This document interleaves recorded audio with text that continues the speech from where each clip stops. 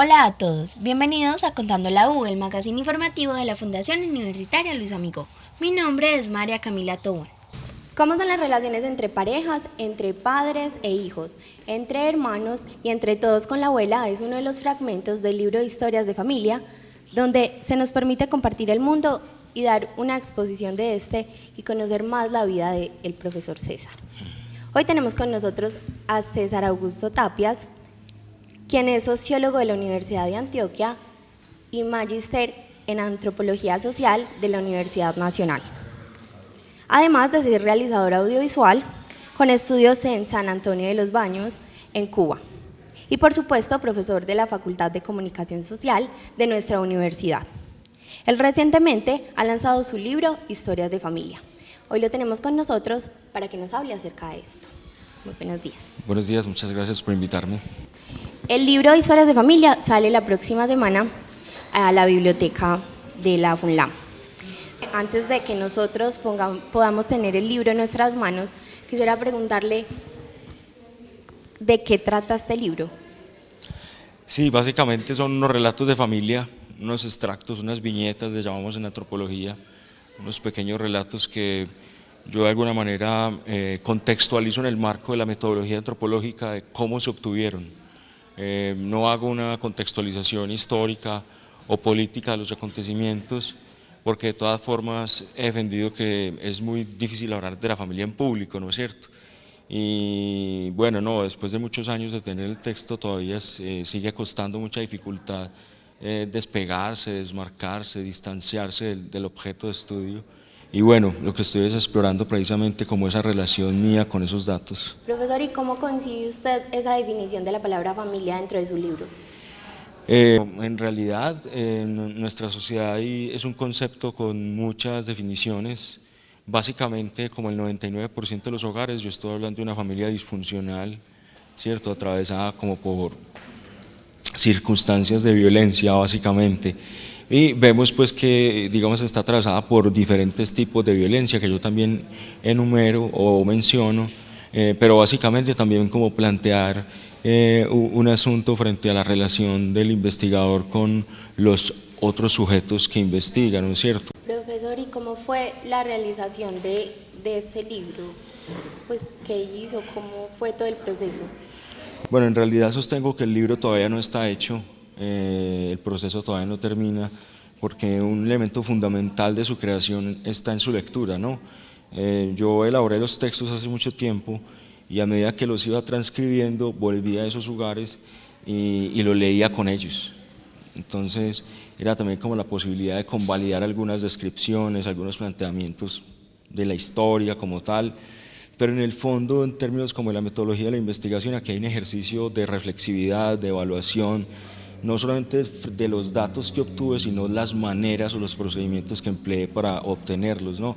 Entonces el diálogo con el otro es un ejercicio como muy interesante y en esa medida el texto, estoy también concibiendo al lector como un sujeto activo y pues estoy proponiendo unas herramientas como para que se distraiga un rato. Algunas de las historias pueden apreciarse desde un entorno familiar muy íntimo, ¿cierto? En el prólogo se nos dice que usted cuenta parte de su entorno familiar, entonces nosotros quisiéramos saber cómo fue esa experiencia, cómo transmitir algo tan personal para un público tan amplio. Pues todavía no tengo mucha referencia, ¿cierto? De todas formas, algunos de mis primos están muy emocionados con leerlo, con adquirirlo, pero bueno, confío en que no vayan a aparecer recriminaciones, y si ocurren pues será normal, ¿no? El diálogo es también eso, posiciones diferentes frente a algún asunto. Yo de todas maneras estoy ofreciendo el libro como un acto de amor a mi familia. El lenguaje narrativo que se encuentra escrito es muy cotidiano, entonces hay palabras muy del parlache. A mí me llamó mucho la atención uno de los títulos que era una cita textual del texto y decía algo como Caregato, Sí. Caregato, vaya tráigame uno armado, algo así. Sí. Entonces eso me pareció muy gracioso. Yo quiero saber por qué usted eligió ese tipo de narrativo para Bueno, la verdad es un ejercicio que vengo construyendo desde mi primer libro que se llama Fumando Mañas. Es precisamente también llevar al ejercicio de la escritura la propuesta de la etnografía. siempre estamos pensando que la etnografía es como ir, estar en medio de las personas que estoy investigando, observarlos y poder decir algo sobre ellos, ¿no es cierto? Pero también es esto que te contaba, reflexionar, dialogar y sobre todo escribir. Entonces, en el marco de la escritura etnográfica, pues hay unos retos, un poco como que la gente sienta lo que tú acabas de decir, como algunas palabras cercanas, comunes. De todas formas, como aspiro a una lectura más amplia, pues coloqué un glosario como para que la gente que no reconozca esos significados pueda acercarse a la lectura como tal. Vamos ahora con la opinión de los estudiantes de la Fundación Universitaria Luis Amigo sobre el nuevo libro del profesor César Tapias.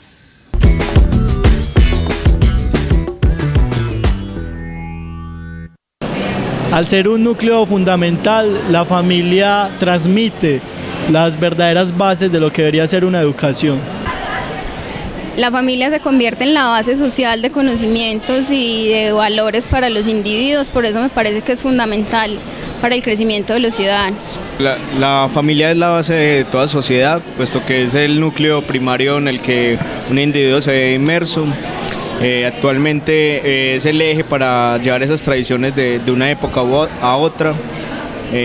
También sirve para corregir todas las problemáticas sociales, puesto que es esa primera instancia en donde un individuo socializa.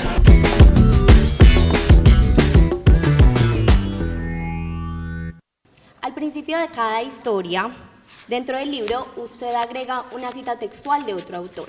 Quisiéramos saber qué intención tenía con esto. Bueno, no, la verdad yo quería como evadir también la contextualización objetiva, histórica. Yo más bien quería conectar eso como con historias, que pareciera mucha literatura, y pues creo que se conectaba mucho con mis experiencias de lector y mis experiencias de cinéfilo, ¿no? Un poco como lo que empecé a hacer, ¿no? Entonces cada historia está enmarcada precisamente como por una cita de un libro que he leído, o por una frasecita que he tomado de alguna película. Luego viene la historia.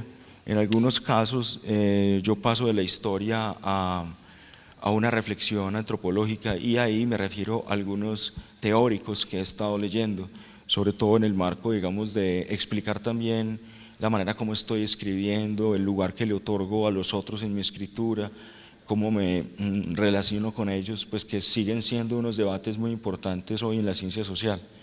Básicamente es eso, pero de todas formas me parece genial ver en la bibliografía que no es solamente un asunto de quedarse en una disquisición teórica con otros, sino con otros personajes. Por ejemplo, en la historia 32 se llama Tita, la del cabello dorado derramado. Yo empiezo con una cita de un libro que me leí hace mucho tiempo sobre una casa de drogas en Nueva York, que se llamaba Vendiendo crack en el barrio. Y la cita dice: no todo el mundo puede ir a la escuela, algunas personas tienen que vivir. Bueno, profe, entonces antes de terminar, quisiéramos preguntarle si usted quiere darle algún mensaje a los estudiantes de la Fundación Universitaria Luis Amigo sobre su libro. Pues yo creo que después de 10 años de profesor, creo que el texto es muy pedagógico, creo que el texto, más que develarme también como sujeto, es una enseñanza, digamos, de cómo hacer entrevistas. Por supuesto, no en el marco de la comunicación o el periodismo, que son cosas como tan rápidas y tan determinadas por muchos asuntos, ¿no? Aquí es un ejercicio como de dialogar con las otras personas, puede ser útil como para nuestro trabajo de grado, o de alguna forma, si nos interesa acercarnos un poco a la crónica periodística. No quiero decir yo pues que estoy haciendo unas crónicas, no, pues yo la verdad soy un escritor más como en la perspectiva del análisis social. Y bueno, no, el mensaje es de pronto, si se interesan, leer, pero sobre todo ojalá escriban la propia historia de su familia. Bueno, muchas gracias, profesora. Entonces, esto es todo por hoy. Le damos muchas gracias al invitado César Tapias y esperamos que nos sigan sintonizando y nos vemos prontamente.